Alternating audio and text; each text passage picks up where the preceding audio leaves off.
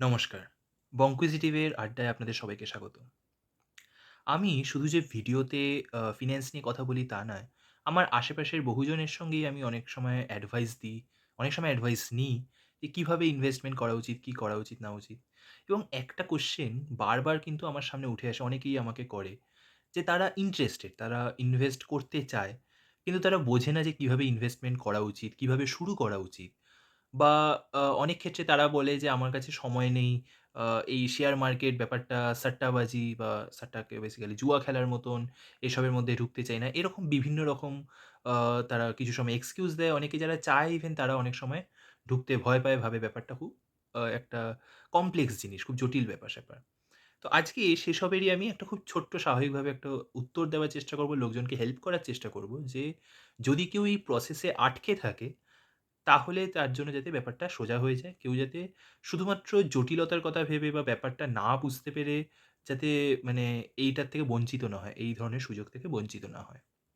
তো ১ম এই আসি যে ইনভেস্টমেন্ট আমি অনেক ধরনের ইনভেস্টমেন্ট হয়। আজকে আমি যেভাবে আমার মতে যারা বিগিনার, যারা একদম শুরু করছে, তাদের মিউচুয়াল ফান্ড দিয়ে শুরু করা উচিত। আমার এটা নিজের পার্সোনাল মতামত। আ অনেকে হয়তো সেটার থেকে ডিফার করতে পারে। আচ্ছা কেন তাহলে মিউচুয়াল ফান্ড বলছি সেটার দিকে একটুখানি যাই। এখানে ২-৩ টে ব্যাপার আছে। আপনি যখন ইনভেস্ট করছেন, আপনি ইনভেস্ট করা অর্থাৎ একটা টাকা রেখে সেই টাকাটাকে বাড়াতে চান এবং বাড়াতে এমনভাবেই চান যাতে সেটা একটা আপনার এক্সট্রা ইনকাম সোর্স হয়ে যাক। আজকে আমরা বলি না টাকা দিয়ে টাকা খাটানো?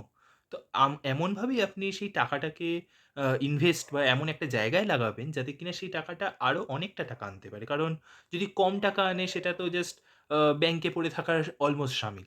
এর আগে আমি অনেক ভিডিও করেছি ইনফ্লেশন এর রিলেটেড যে কেন ইনভেস্টমেন্ট করা উচিত বা ইত্যাদি, ইত্যাদি। তো আমি ওই পার্টে যাচ্ছি না। তো এবার বিভিন্ন রকম যে ইনভেস্টমেন্টের যে আ প্রক্রিয়া আছে তাতে বিভিন্ন রকমের আপনি রিটার্ন পাবেন। রিটার্ন অর্থাৎ যে কতটা টাকা আসছে সেটার একটা হিসেব যদি আপনি করেন দেখবেন একেকভাবে করলে একেক রকম। একটা সময় বহুকাল আগে লোকজন জমি কেনা, জমি বাড়ি কেনা বা সোনা কেনা এইভাবে ইনভেস্ট করত। এবং সেটা হয়তো খানিকটা ঠিকও ছিল। কারণ আ তখনকার দিনে যেরকম রিটার্ন ছিল সেটা যথেষ্ট ভালো মানে আমি বলব যথেষ্টই আ ভালো একটা দিকেই নিয়ে যেত। কিন্তু এখন কিন্তু সেই অবস্থা নেই। সিমিলার ভাবে আমাদের আ আগের প্রজন্ম অর্থাৎ আমাদের বাবা, কাকা এই রকমের যে প্রজন্ম, তারা অনেকেই কিন্তু আবার চায় যে আ এফডি বা ফিক্সড ডিপোজিট, ব্যাংকে ফিক্সড ডিপোজিট করতে। এবার যদি আপনারা আবার এগেইন সেই জিনিসটার দিকে দেখতে যান দেখবেন যে এগেইন যে সুদটা আপনি পাচ্ছেন, ওখানে তো সুদটাই আপনার এক্সট্রা ইনকাম। যে সুদটা পাচ্ছেন সেটা ইনফ্লেশন রেটের থেকেও কম। তো সেই কারণে এগেইন আপনার যে অ্যাকচুয়ালিতে যে খুব বেশি টাকা আসছে, একটা এক্সট্রা সোর্স অফ ইনকাম হচ্ছে তা কিন্তু নয়। তো এইসব কারণের জন্য আমি বলি যে, যে ইনভেস্ট করতে যাচ্ছে এবার আর কি হয় না? আরো অনেক হয়। কিন্তু আমার মতে সেগুলো এবার আরেকটু কঠিন বা আরেকটু বেশি তার জন্য জানাশোনা পড়াশোনা করা উচিত, জানা দরকার। তো সেই রেসপেক্ট এ আমি বলব মিউচুয়াল ফান্ড হচ্ছে একটা সবচেয়ে ভালো প্রক্রিয়া আমার মতে শুরু করার জন্য। আচ্ছা এই গেল।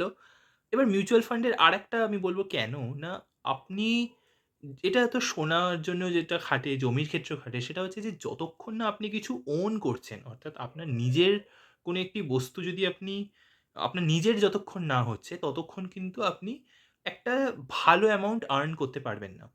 এবার নিজের ওন করা বলতে যে আপনার যেমন গোল্ড, আপনি নিজে ওন করছেন সেটা কিনে সেটা আপনার নিজের হচ্ছে। এবার সেই গোল্ডের যখন দাম বাড়ছে সেই অনুযায়ী আপনার নিজের আয় হচ্ছে। সেম জমি, আপনি একটা জমি হোল্ড করছেন বা বাড়ি হোল্ড করছেন সেটাকে তখন অন্যকে আপনি ভাড়া দিতে পারেন বা ওই জমির নিজস্ব যে ভাবে আরকি প্রাইস অ্যাপ্রিসিয়েশন হচ্ছে অর্থাৎ প্রাইসটা যে বাড়ছে সেটাই আপনার আয়। তো এই জিনিসটা আপনাকে কিছু একটা ওন করতে হবে। এবার যদি ওন করতেই হয় তাহলে এটা কি ওন করা উচিত না? যে ধরুন আপনি এইভাবে ভাবুন যে আমাদের ইন্ডিয়ান ইকোনমি একটা গ্রোইং ইকোনমি সমান তালে বাড়ছে। অনেক চাহিদা বাড়ছে। আমাদের ডোমেস্টিক বাজারে বিভিন্ন জিনিসের চাহিদা বাড়ছে এবং সে কারণে বহু কোম্পানি কিন্তু খুব ফুলে ফেঁপে উঠছে। তারা অনেক প্রফিট করছে। তো আপনার কি মনে হয় না যে সেই প্রফিটের আপনি যদি অংশ হতে পারেন তাহলে সেটা আপনার জন্য ভালো? তো এই যে শেয়ার বাজার, অনেকে যে ভাবে যে শেয়ার বাজার জুয়া, কিন্তু আসলে শেয়ার বাজার আর কিছুই না। এই যেই কোম্পানির একটা অংশ নিজের করা, আর কিচ্ছু না। আমি এতক্ষণ যেটা বলছিলাম কিছু একটা নিজের করা, ওন করা, ইংলিশে যেটা বলে ওন করা। সেই ওন করাই কিন্তু ওই কি ওন করছেন? আপনি সেই কোম্পানির একটা অংশ ওন করছেন যে কোম্পানিগুলো অনেক ভালো, ভালো। এবার ইন্ডিয়াতে তো বহু কোম্পানি আছে। সেই বহু কোম্পানি কেউ লস করছে, কেউ প্রফিট করছে। এই জিনিসটা বিভিন্ন জিনিসের বিভিন্ন ফ্যাক্টরের উপর ডিপেন্ড করে যে কোন কোম্পানির থেকে আপনি বেশি আয় করতে পারবেন। কোন কোম্পানিটাকে ওন করে আপনি বেশি আয় করতে পারবেন। তো এইটার জন্যই লাগে পড়াশোনা, যেটা শেয়ার মার্কেটের যারা এক্সপার্ট, যারা বিশেষজ্ঞ তারা এই পড়াশোনাটাই করে এবং এইভাবেই তারা কেনা-বেচা করে যার মাধ্যমে তারা টাকা আয় করে। অনেকে টাকা মানে খুইয়েও ফেলে। এবার এইটার জন্য কিন্তু সময় চাই। আমি যেটা ১ম এ শুরু করেছিলাম যে আমার বহু ফ্রেন্ড সার্কেলে বা বহু বন্ধু-বান্ধব, পরিবারবর্গ অনেকেই বলে যে, "আমি জানি না, আমার কাছে সময় নেই এতটা দেওয়ার।"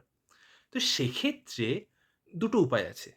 একটা উপায় হচ্ছে জাস্ট কিচ্ছু না বুঝে কোনো আরেকজনের উপর ভরসা করা, যেটা মিউচুয়াল ফান্ডে করা যায়। মিউচুয়াল ফান্ডে আপনি শুধু টাকাটা দিয়ে দিচ্ছেন। আপনার হয়ে কিছু এক্সপার্ট লোকজন আরকি দেখাশোনা করছে যে আচ্ছা কোথায় শুরু করা যেতে পারে। কোন কোম্পানি আপনি যদি শেয়ার ওন করেন, অর্থাৎ সেই কোম্পানির একটা অংশ যদি আপনি নিজে ওন করেন, তাতে লাভ হবে। তো মিউচুয়াল ফান্ডের একটা প্রধানতম বেসিক্যালি বৈশিষ্ট্য হচ্ছে যে আপনার হয়ে আরেকজন এই কাজটা করে দিচ্ছে। আপনি তাকে কিছুটা টাকা দিচ্ছেন, কিন্তু আপনি তার থেকে কি সুবিধা পাচ্ছেন না, সে আপনার হয়ে এই কেনা-বেচার কাজটা করে দিচ্ছে, যাতে কিনা আপনাকে এই হেডেকটা না দিতে হয়। আপনাকে এই মাথা ব্যাথা যাতে না নিতে হয়।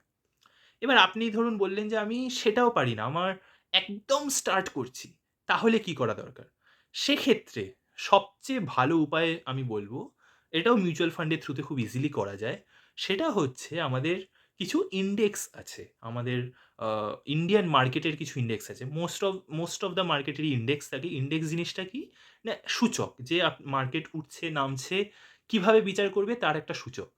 তো এবার ইন্ডিয়ান মার্কেটে প্রচুর সূচক আছে। তার মধ্যে দুটোর হয়তো নাম আপনারা বহু শুনেছেন। সেটা হচ্ছে সেনসেক্স এবং নিফটি। এবং নিফটি বলতে অ্যাকচুয়ালি একটা কোম্পানি এগ্রিগেশন, অনেকগুলো কোম্পানির এগ্রিগেশন। নিফটির অনেক রকমের সূচক আছে। যেমন ধরুন নিফটি 50, নিফটি 100 এগুলোর মানেটা কি? নিফটি 50 মানে হচ্ছে যে আমাদের দেশের ১ম সারির ৫০ টা কোম্পানি। ১ম সারির বলতে মানে সবচেয়ে বড় কোম্পানি যেইগুলো সেই ১ম ৫০ টা। আবার সেনসেক্স ৩০ টা কোম্পানি নিয়ে আছে। তো এই যে এগুলো বেসিক্যালি এমনভাবে বানানো এই নিফটি বা সেনসেক্স এটা অটোমেটিক্যালি আমাদের দেশের সবচেয়ে বড় কোম্পানিগুলোকে কভার করে। তাহলে যেহেতু দেশের সবচেয়ে বড় কোম্পানিগুলোকে এরা টার্গেট করছে বা এইগুলোকেই ইন্ডিকেশন এর মধ্যে দিয়ে আরকি দেখাচ্ছে যে আচ্ছা দেশের ইকোনমি কিরকম উঠছে, নামছে, কি হচ্ছে। তো এই কোম্পানিগুলোতে কিন্তু যদি আপনি ইনভেস্ট করতে চান, এই কোম্পানিগুলোর যদি অংশীদার হন, তাহলে কিন্তু আপনার প্রবাবিলিটি অনেক বেশি ভালোভাবে আয় করার একটা যদি লং টার্ম যদি আপনি পার্সপেক্টিভ এ দেখেন, তাহলে আয় করার প্রবাবিলিটি অনেক বেড়ে যায় এবং এই ইনডেক্সগুলোকে যেই ফলো করে যে মিউচুয়াল ফান্ডগুলো তাদেরকে বলা হয় ইনডেক্স ফান্ড। তো তাহলে সবচেয়ে ভালো উপায় আমার মতে স্টার্ট করার জন্য হলো ইনডেক্স ফান্ডে টাকা লাগানো। তো আপনারা যেকোনো একটা অ্যাপ্লিকেশন আজকাল খুব সোজা হয়ে গেছে। আ বহু মোবাইল বা ডেস্কটপে বহু অ্যাপ্লিকেশন আছে যেখানে কয়েক মিনিটে কেওয়াইসি হয়ে যায়। কয়েক মিনিটে আপনি নিজের একটা অ্যাকাউন্টের সঙ্গে কানেকশন স্থাপন করে হয়তো ১-২ দিন লাগে ফর ভেরিফিকেশন পারপাস সবকিছু। বাট খুব ইজিলি আপনার একটা ডিম্যাট অ্যাকাউন্ট খুলে যায়। ডিম্যাট অ্যাকাউন্ট একটু ব্যাংক অ্যাকাউন্টের থেকে আলাদা। কিন্তু এগেইন আপনাকে আজকাল সেই হেডেকটা নিতে হয় না। আগেকার দিনে যেটা নিতে হতো, সেটা হচ্ছে আপনার হয়ে ডিম্যাট অ্যাকাউন্টটা এই যে অ্যাপ্লিকেশন থেকে আপনি করছেন তারাই আপনার হয়ে করে দেবে। বানিয়ে দেবে। আপনাকে শুধু কি করতে হবে না নিজের যে ব্যাংক অ্যাকাউন্ট আছে সেখান থেকে ওই ডিম্যাট অ্যাকাউন্টে টাকা ফেলতে হবে বা যে আপনি আ যেখানের অ্যাপ্লিকেশনের থ্রুতে আজকে জিরোধা আছে, গ্রো আছে। আমি কোনো স্পেসিফিক কাউকে আমি এখন প্রমোট করতে চাই না। কিন্তু বহু এরকম আজকাল অ্যাপ্লিকেশন আছে। জিরোধা, গ্রো, আপস্টক্স এরকম বহু আছে ইন্ডিয়ান মার্কেটে। যেগুলোর থ্রুতে কিন্তু আপনি এখন টাকা রাখতে পারেন এবং এরকম এই যে মিউচুয়াল ফান্ডগুলো দেখতে পারেন, ইনডেক্স ফান্ড তার মধ্যে অবশ্যই খুঁজুন। ইনডেক্স ফান্ডও অনেক রকমের যেটা বললাম, কেউ সেনসেক্সকে ফলো করে, কেউ নিফটিকে ফলো করে। এবং এই ক্ষেত্রে আরেকটা বড় ব্যাপার হচ্ছে যে ইনডেক্স ফান্ডে আপনি ওই যে আমি একদম ১ম এ বললাম না যে যখন আপনি মিউচুয়াল ফান্ডে করছেন মানে কেউ আপনার হয়ে এই টাকা কেনা-বেচার ব্যাপারগুলো করে দিচ্ছে। ইনডেক্স ফান্ডের সুবিধা হচ্ছে যে ইনডেক্সটা তো আগে থেকেই ঠিক করা থাকে। প্রতি ৬ মাস অন্তর হয়তো আপডেট হয়। কিছু ৬ মাস হলো বা ৩ মাস অন্তর আপডেট হয় যে আচ্ছা এই যে আগের যে ৫০ টা সেরা মানে ১ম সারি কোম্পানি ছিল সেই ৫০ টাই আছে না একটা বেরিয়ে গেল, একটা ঢুকলো, যেটা অনেক সময় হয়। অনেক কোম্পানি তো ওঠে নামে। তো এই যে এই লক্ষ্য করাটা, এই আপডেট ব্যাপারটা, এটা ৩ মাস ৬ মাস অন্তর হয় এবং এই যেটা সবার কাছে যেহেতু এটা অলরেডি আছে, তাই এটাকে ট্র্যাক করতে খুব বেশি কিছু পরিশ্রম হয় না। যে ট্র্যাক করছে মিউচুয়াল ফান্ডেরও যারা ট্র্যাক করছে তাদেরকেও খুব বেশি শ্রম দিতে হয় না এবং যে কারণে ওই যে এই যে একটা বললাম না একটা পয়সা তো আপনি তাদেরকে দিচ্ছেন। একটা কস্ট আপনার হচ্ছে আপনার হয়ে এই কাজটা করে দেওয়ার জন্য। তো সেই কস্টটা অনেক কম লাগে। এটাকে বলা হয় এক্সপেন্স রেশিও। টেকনিক্যাল টার্ম হচ্ছে এক্সপেন্স রেশিও। ইউজুয়ালি যখনই কোনো মিউচুয়াল ফান্ড আপনি কিনবেন, তো তখনই এটা একটা মেট্রিক যেটা আপনার দেখা উচিত এক্সপেন্স রেশিও কোনটার কম। এক্সপেন্স রেশিও কম মানে আপনি যে ফান্ড ম্যানেজার অর্থাৎ যে কিনা এই ক্রয়-বিক্রয়ের কাজটা করছে, তাকে আপনি কম পয়সা দিচ্ছেন এই পুরো ব্যাপারটা ম্যানেজ করার জন্য।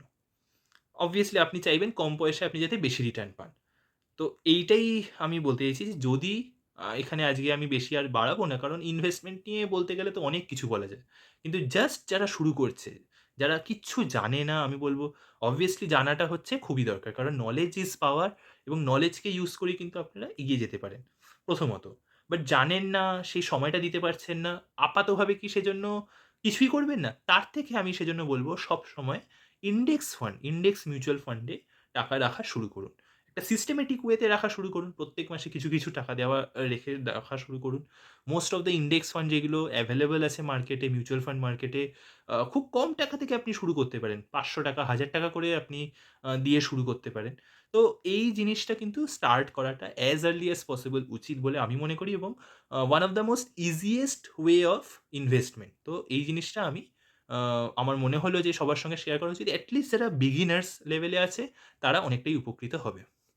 তো আজকের মতন আমি এখানেই শেষ করছি। আরো ইনভেস্টমেন্টের বিভিন্ন বিষয় নিয়ে আমার ভবিষ্যতে আরো ভিডিও করার ইচ্ছে আছে। যাতে আপনারা যারা ফলো করেন তারাও যাতে একটা ফিন্যান্সিয়াল ইন্ডিপেন্ডেন্স এর দিকে যেতে পারেন। At the end of the day সবারই গোল হচ্ছে ফিন্যান্সিয়াল ইন্ডিপেন্ডেন্স। যাতে ইন্ডিপেন্ডেন্স যদি নাও হয় মানে আর্থিকভাবে যাতে আপনাকে স্ট্রেস না নিতে হোক। আর্থিক একটা সচ্ছলতা থাকুক যেটাকে বাংলায়ও আমরা বলি না সচ্ছলভাবে চলছে সবকিছু। সেই সচ্ছলতা ব্যাপারটা যাতে থাকুক সেটাই কিন্তু গোল। তো এটা যদি লাভ করতে গেলে আপনার বিভিন্ন রকমের সোর্স অফ ইনকাম দরকার এবং সেই উপলক্ষেই এই ধরনের ভিডিও। তো আশা করি আপনার ভালো লেগেছে। যদি ভালো লাগে তাহলে সবার মধ্যে ছড়িয়ে দেবেন। লাইক করবেন, শেয়ার করবেন। এগুলো যত করবেন তত আমারও সুবিধা, আপনাদেরও সবার সুবিধা, কমিউনিটির সবার সুবিধা হবে। তো আজকের মতন এখানেই শেষ করছি। নমস্কার, ভালো থাকবেন।